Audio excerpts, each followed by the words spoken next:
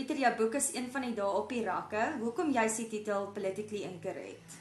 Ag, dit is maklik nee, ek wou net myself wees. Ek wou net mense moet verstaan dat ek nie dat intimideer deur niks en niemand nie.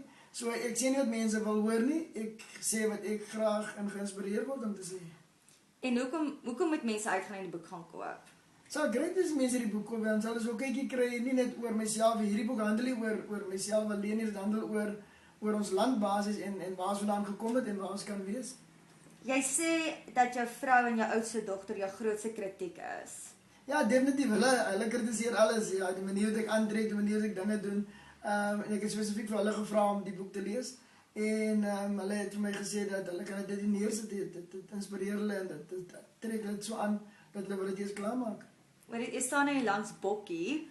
Wat is die storie van Bokkie? Ag, iemand in Nelspruit het hierdie ouetjie vir my gegee. Ek het 'n naweek spandeer by hulle.